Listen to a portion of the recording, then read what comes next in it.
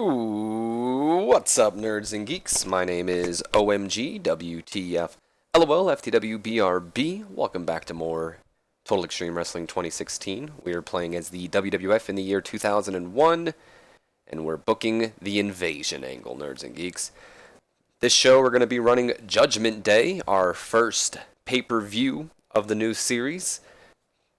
Notice that we're not on the normal page we're actually on the locker room area. I don't believe we have any had any locker room incidents. Oh yeah, we do. I'm gonna have to pull that up. I'm glad I said something there.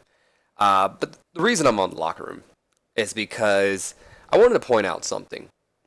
So when we originally started this, and I don't know if I showed it off by accident or anything, to my knowledge, I've never shown the locker room. But in the previous, when we first started and all that fun, we had pretty much, I'd say, I don't think it was an exact 100, but it was like 98, 97%. And all of these positive tests and just bad things in general have really brought us down on our locker room. So I just thought that'd be interesting to point out. Also, I've never had to do this before, but I had to do it here. I had to set broadcasters. It wasn't set. I got a little worried for a second when I saw it wasn't set, because I was like, oh crap, do I not have pay-per-view broadcasters? But luckily we do. It's just they weren't set, so I had to go ahead and set them myself. And we do have a couple things I want to go over here. So first thing, a little bit of a developmental news here. We don't get many developmental news. Lou Fisto, who we hired not too long ago, is dating Damaja. I don't know if I'm pronouncing that right. Damaja is a guy under developmental. He's better known as Danny Basham, part of the Basham brothers back in the day. So Lou Fisto, who I'm pretty sure a lot of you know who Lou Fisto is dating Danny Basham. Also, we had a locker room incident here. Chyna, she almost got in a fight with Tori Wilson after she hit Tori's car, and then she refused to pay for it. She hit Tori's rental car, and then refused to pay for it, so we fined her. That's not cool, Chyna. You get fined, and most of that fine's going to go to paying Tori's car. That's at least how I would do it. So we fined her. Chyna now has simmering tension with us, and Tori was pleased, apparently. She was pleased with us fining Chyna. And another thing, so let's just look at this real quick. If we look at our relationships, holy hell, Vince McMahon. Let's just go over his relationships. I know we're going a little off camera here, and you can, always skip ahead if you'd like to the legit show. But let's just go over some of these relationships. Some of these are from me, of course, but most of them are not.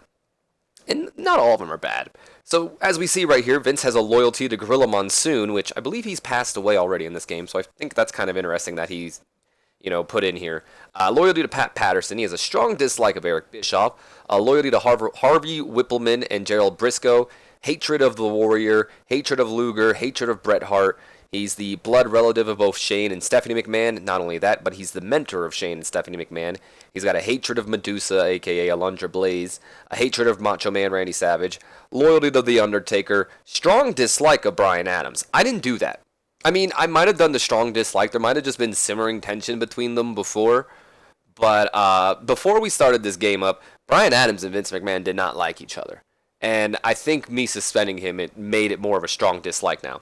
Anyway, hatred of Conan, almost said hatred of The Rock. Loyalty to The Rock. Hatred of Bad News Allen, Kevin Walklaws, Shane Douglas, Great Sasuke, Shaggy 2 Dope, and Violent J. Who would have guessed that Vince McMahon is not a fan of the Insane Clown Posse?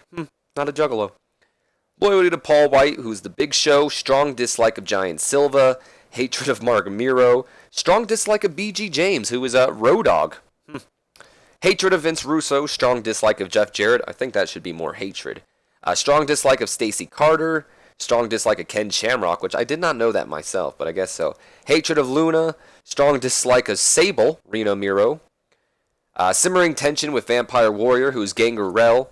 Of course, he's married to Linda McMahon. Hatred of Sting, which from what I understand, the mod creator put that in here himself. That way, Sting and Vince wouldn't be able to hire Sting. So I don't know if that's completely accurate.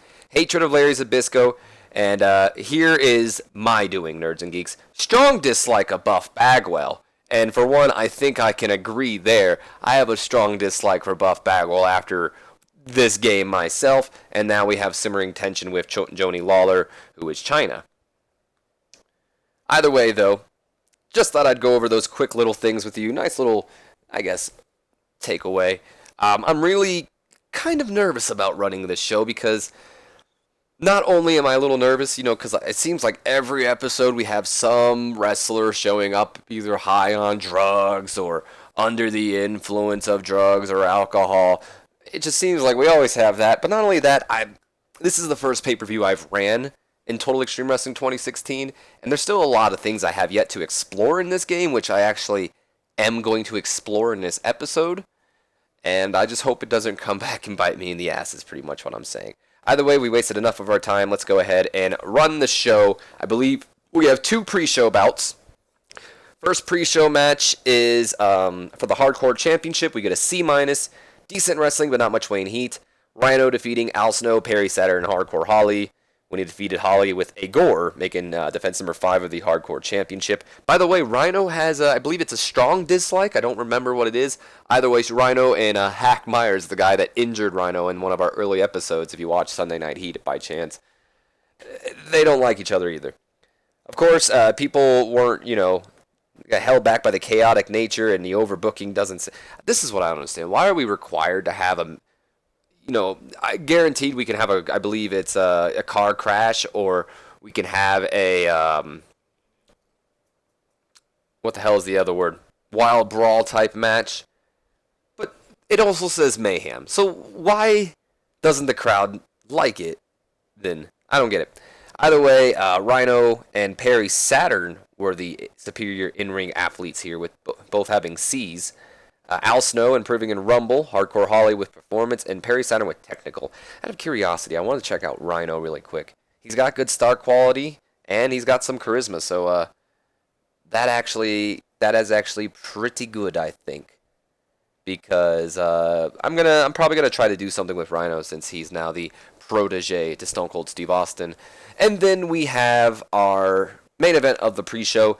Decent pre-show match. Diamond Dallas Page defeating Edge with the Diamond Cutter in 13 minutes and 2 seconds. Edge using subtle mannerisms to hint at a future face turn. Hint, hint, nudge, nudge. We're most likely going to be turning Edge face here pretty soon. DDP was the superior in-ring performer, but not by much. Edge was just pretty much a point behind. And it does say this match deserved better color commentary. I said that very weird. That's because for the pre-show, I decided to put Michael Cole, Scott Hudson, and Kevin Kelly on the commentary table. Figured why not. So here we are, moving on to the actual Judgment Day show. We open up the night with a B-. Not too bad if you ask me. B-. Happy with that. We have a decent match here. The Natural Born Thrillers and Brian Clark, unfortunately for WWF, end up getting the victory when they defeated Bradshaw and the Hardy Boys after Chuck Palumbo defeated Matt Hardy with the Torture Rack submission after interference from Stacy Keibler. What? What happened? Did Stacy start showing her ass or something? And Matt got distracted, which allowed him to get in the torture rack? Or that doesn't make much sense. I don't know about that. Either way, Stacy getting involved in the match. By the way, if you don't know, Stacy Keibler, I did make the manager of the Natural Born Thrillers. That's not the Natural Born Thrillers. These are. I don't know if I've ever actually talked about it, but yeah, she is the manager of the Thrillers. She also did good work ringside, so you get that. And it got the show off to a strong start, which, yeah, good job, boys. So it seems like Bradshaw, actually, no, I lied. Jeff Hardy was the superior in-ring athlete here. Jeff Hardy with a B, and Bradshaw had a B-, Matt with a C+, and all the WCW guys with C- here. But WCW opening up the night with a victory over the Hardy Boys. Chuck Palumbo and Sean O'Hare proving, I guess, Brian Clark too. This was originally going to be an 8-man tag match. I think I said this on SmackDown until Farouk and Brian Adams decided to, get suspended or whatever the hell I did to them. Maybe send them to rehab. I don't remember. Bradshaw's improving in technical, and Matt and Chuck Palumbo are improving in performance. This was a really good match. I'm happy with this. We then go into a B- angle backstage. We see Vince McMahon, of course, with William Regal. I guess I did not put Shane McMahon. It was supposed to say Vince and Shane. I guess I fucked up and made Regal on accident. Vince and Shane, they're sitting on a couch, just a sofa watching the show together. Shane stands up and he's like, yes! Now that's what I'm talking about, baby. That's what I'm talking about. You see that, Dad? Did you see that? WCW starting off the night on top, and that's going to be the theme tonight. Just you watch. And then Vince responds, is that the theme? That's the theme? WCW cheats to victory? Because that's what I just saw. I saw, once again, your WCW Tag Team Champions skating by with a win. Barely. Shane responds, call it what you want, Pops. A W is a W. But speaking of W's tonight, you and I need to discuss something. You see, tonight, the biggest prize in WCW is on the line. And of course, I know you're going to want a WWF ref calling the match. Am I wrong? No, of course I would. And I'm sure you understand that I want a WCW ref to officiate it. So I say, why don't we do what we did on SmackDown, except this time we'll find 2 guys, each to fight in a tag match to determine who refs the WCW title match. Vincent says, Shano, I had a feeling you were going to pull this, which is why I went ahead and I already picked 2 guys. I was going to pick a third, but you said 2. So I already picked 2 guys to compete in your little match, Shano. So tonight, why don't you go find 2 WCW guys who are willing to step into the ring against the team of Chris Jericho and The Big Show. And that just pretty much, another deal is made between the McMahon family. Of course, with the WCW title on the line. If you missed SmackDown, they made a deal where they had a 6-man tag match. It was also kind of my excuse to put Test and Albert together to determine if a WCW ref or if a WWF ref would officiate the European title match tonight. Well, tonight Shane's pretty much saying we're doing that again, except cut the 3rd man, tag team match, and Vince said, pretty much, I already saw that coming. Who are you going to make against Jericho and Kane? So, bada boom, there you go. Moving on, we then go to a D segment. Luckily, this is only a minor angle. And Kevin Kelly, he's backstage with Dean Malenko, and he says, ladies and gentlemen, my guest at this time is one of the finalists in the WWF. Did I make Jerry Lynn on camera? I might have. WWF light heavyweight tourney, Dean Malenko. In walks Malenko, and he says, tonight, Dean, you take on Jerry Lynn for the vacated light heavyweight title. Any final thoughts?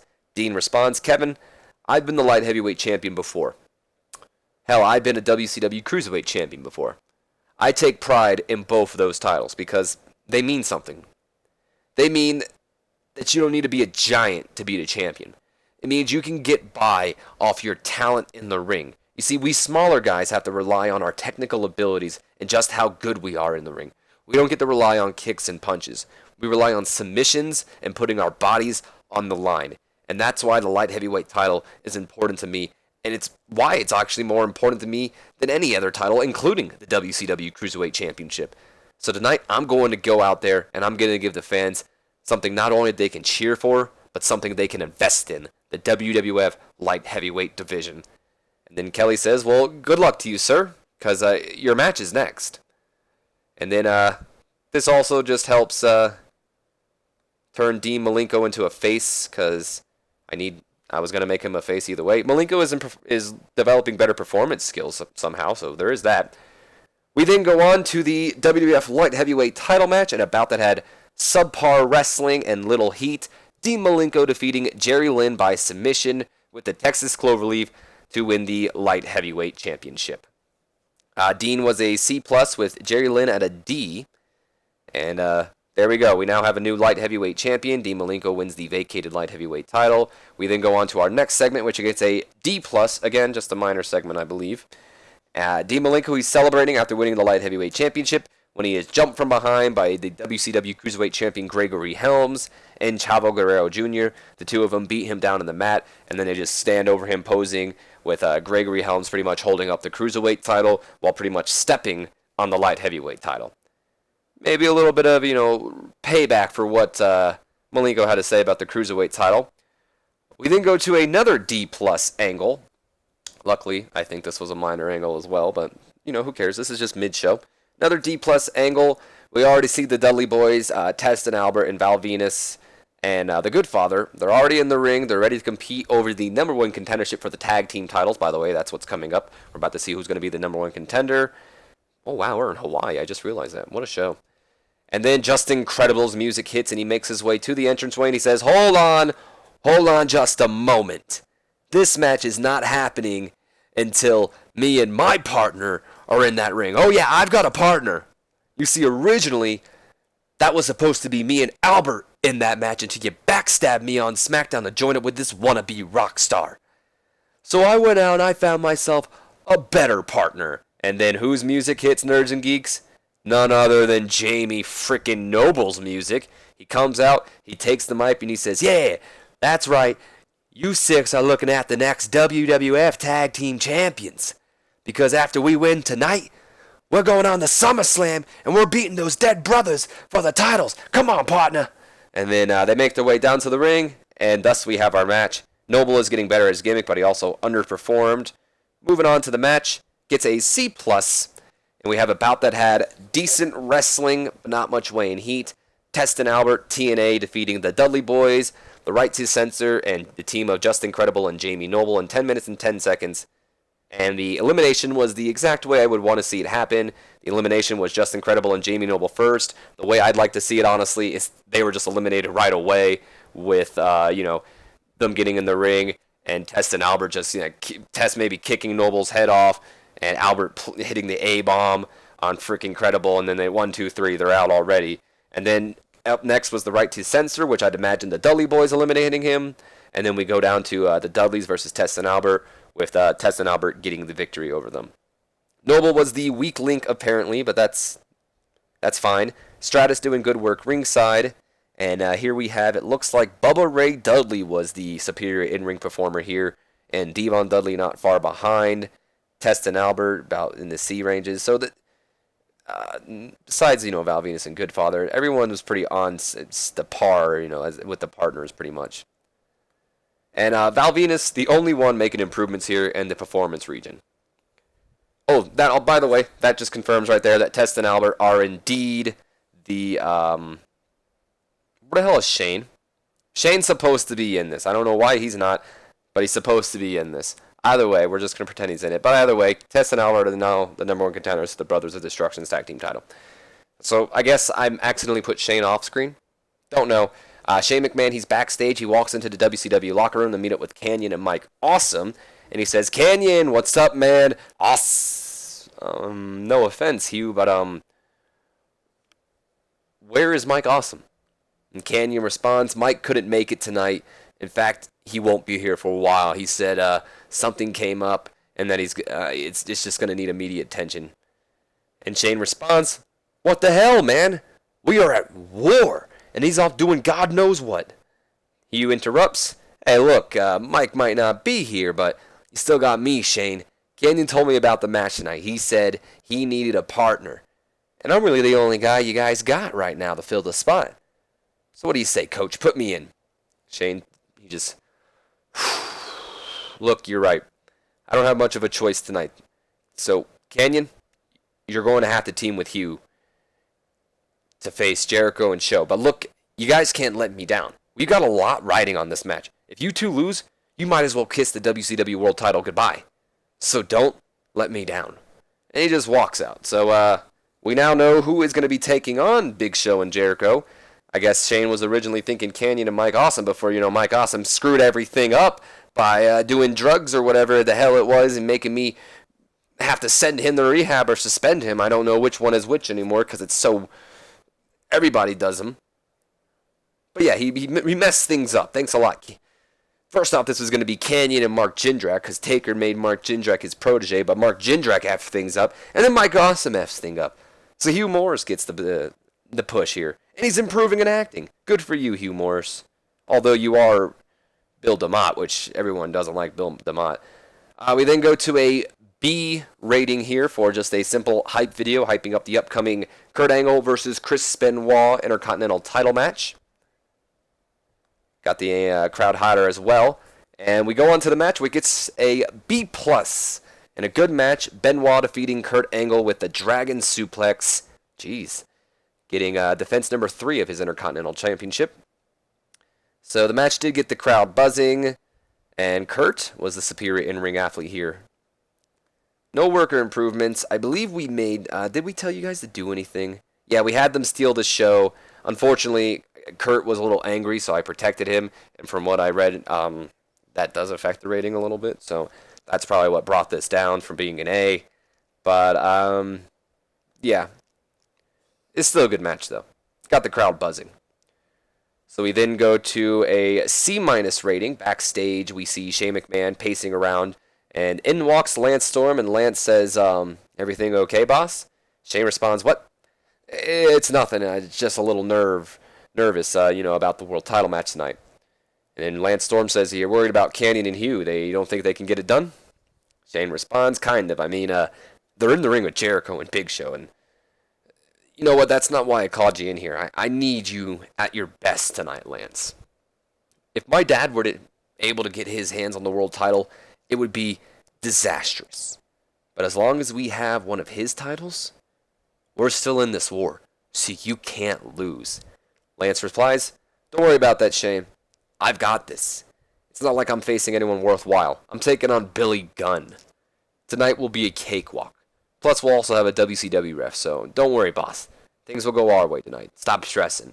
Shane responds, you're right. If I keep this up, I'm going to look as old as my dad tonight. So, thanks for coming in and checking on me. And, hey, good luck out there tonight, champ. So, we just... Simple segment, nothing too special. Shane coming across well. No work improvements. We then go on to that said WWF European, come on, guys, or Steve, European title match, where it was in a poor match, apparently. Lance Storm defeating Billy Gunn with the Canadian Maple Leaf making defense number 1 of the European title. Both superstars had an in-ring performance of a C-. I hope nothing happened here. Billy Gunn is improving in technical as well. So I guess there's that. I guess I didn't put an angle in between these. We go on to our next match, which gets us a B rating. I would have never, ever expected to get a B rating from Canyon and Hugh Morris. But you know what? Hell yeah. And a decent match, Chris Jericho and the Big Show, Jericho, defeating the team of Canyon and Hugh Morris when Jericho defeated Hugh Morris with a lion tamer.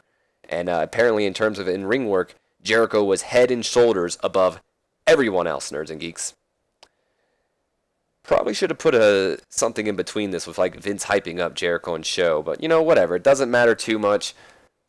Thus, of course, with Jericho and Big Show winning, that means that tonight we will have a WWF ref in the WCW World Title match. By the way, if you guys are wondering who was the WCW referee in the Lance Storm Billy Gunn match, because I didn't show it like an idiot, it was Nick Patrick, everyone's favorite WCW ref. Mine's Charles Robinson. But we already knew that. So Jericho was head over shoulders above everyone else. He had an A here. Good for him. And look at this. Jericho and Big Show have great chemistry when teaming together. I wonder if the mod creator took into account Jericho or if that's just actually random. Jericho looked excellent out there. Big Show with a B. Jericho with an A. Hugh Morris and Canyon both with C's. And Canyon is improving in technical, so there is also that. We then go to a B-. We see Booker T. He's working out, getting ready for his match. When Shane McMahon walks in, he goes, hey, yo, Book, you got a minute? And Book says, what's up, Shane? It's my Booker T voice. Just wanted to go over something about your match tonight. Book, I need you at your best. The Rock is no joke. He's the real deal.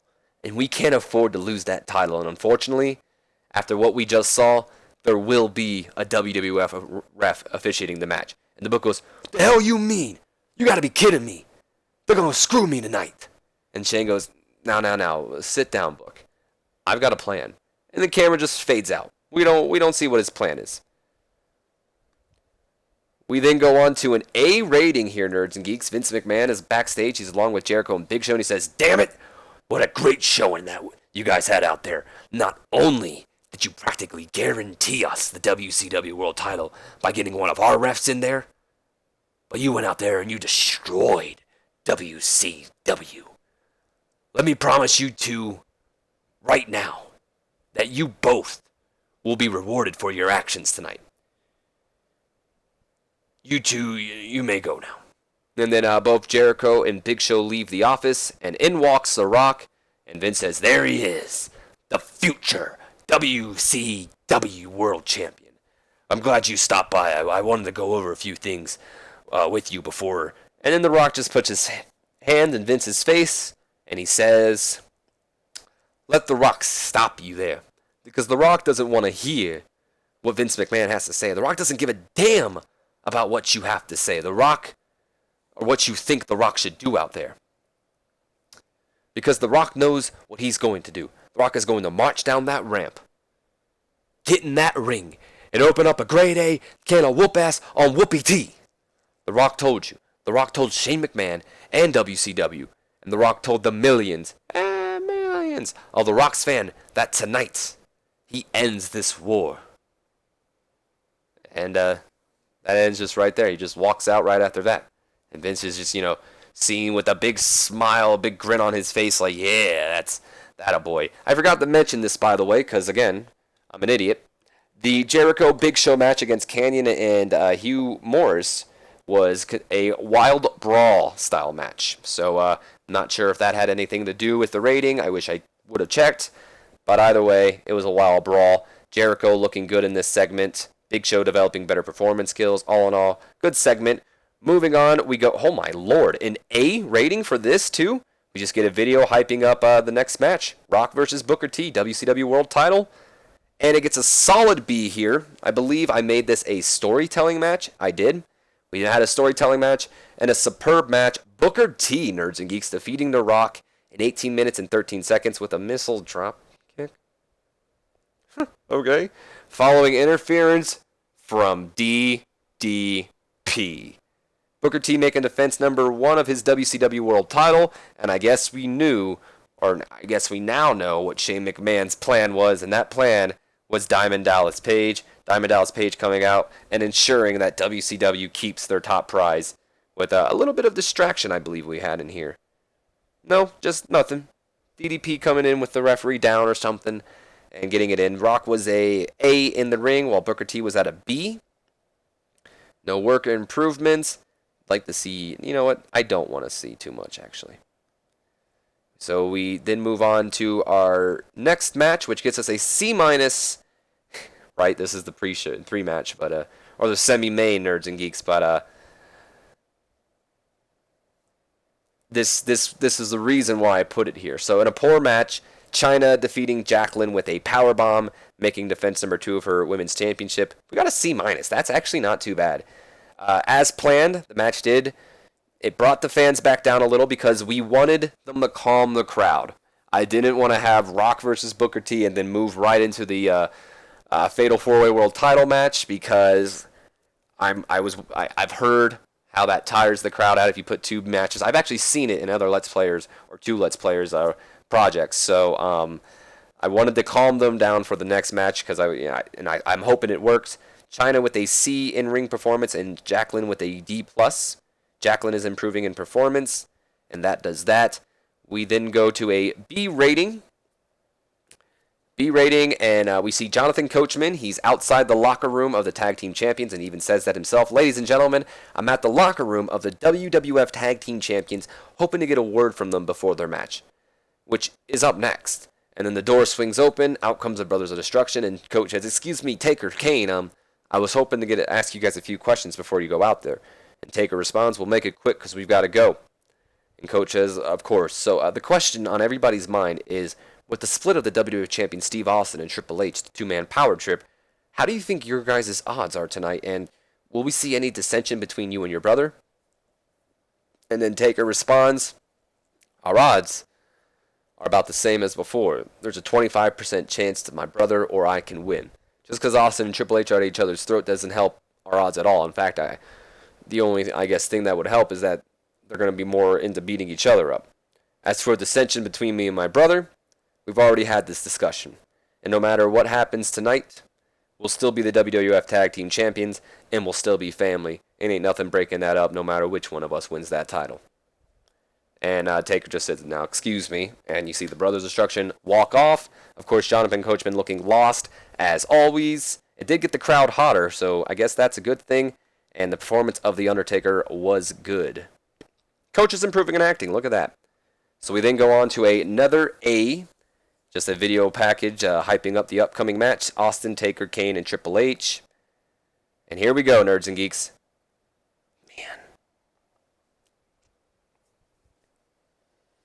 Man. A B plus isn't bad. B plus is not a bad grade. In fact, it's a really good grade. It's not a bad grade at all. I just was really hoping for an A. Really hoping. Don't really know what happened here. I don't believe I had to keep anybody strong. Nope. It could be that I aimed this match to be a spectacle. Again, like I said, I was just trying things out. Don't know if that affected it or not. Of course, if it, anyone knows for sure, let me know in the comments.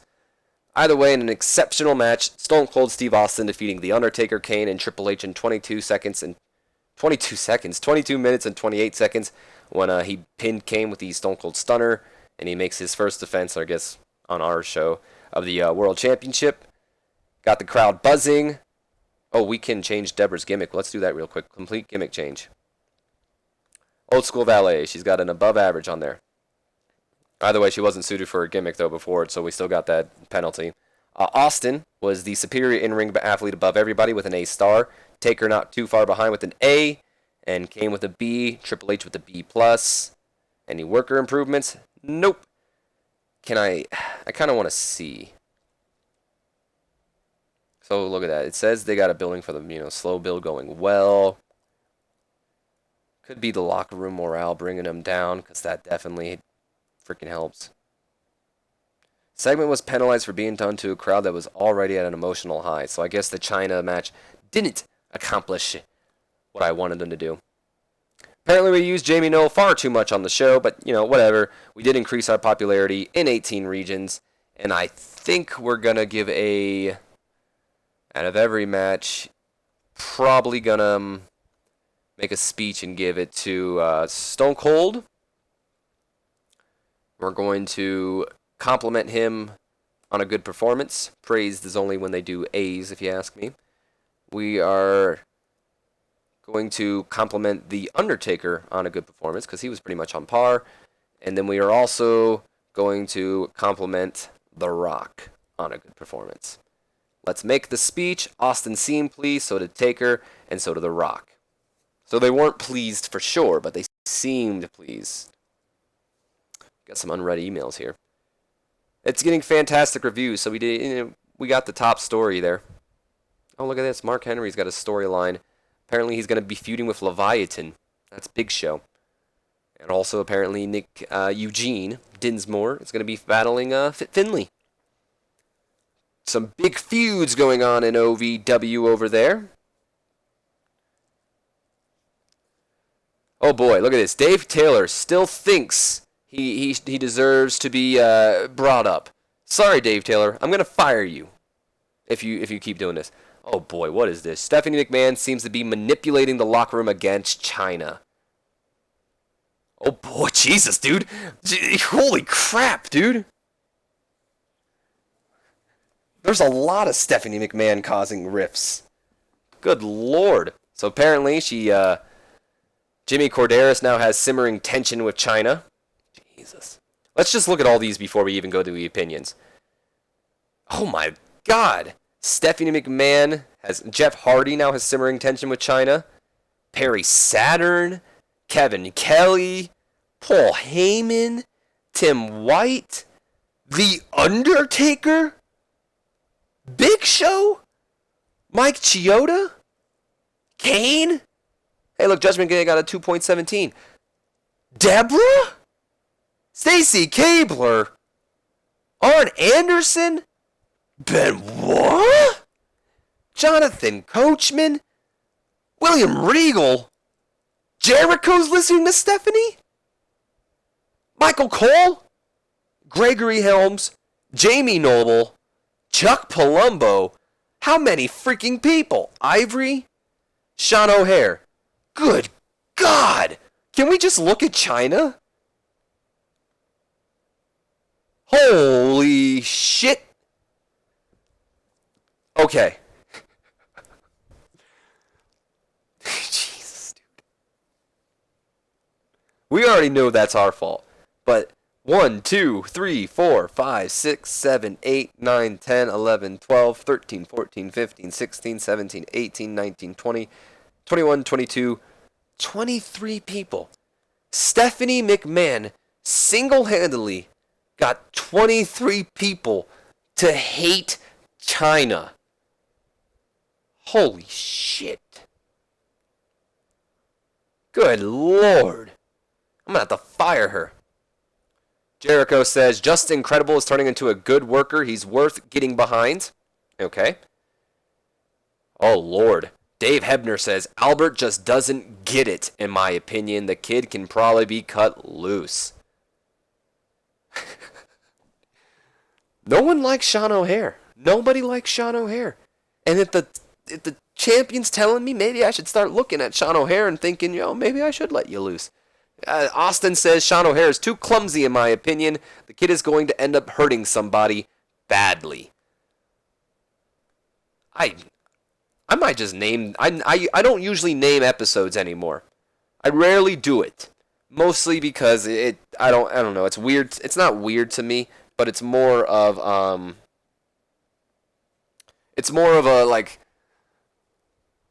I guess a nuisance. I have to think of something to name every time, and sometimes it spoils the episode, but sometimes it's worth naming. I think an episode like today is worth naming because everybody hates Chyna. Either way, Nerds and Geeks, my name's been OMG, WTF, LOL to WBRB. I hope you guys have enjoyed. If you have, do me a favor, leave me a comment, like, and subscribe if you have not already. Also, don't forget to share this video with your friends, Facebook, and Twitter if you think it'll help gain us some subscribers. Who says that? Either way, I hope you guys have enjoyed, and as always, I will see you guys for Monday Night Raw. But until then, have a wonderful day, Nerds and Geeks.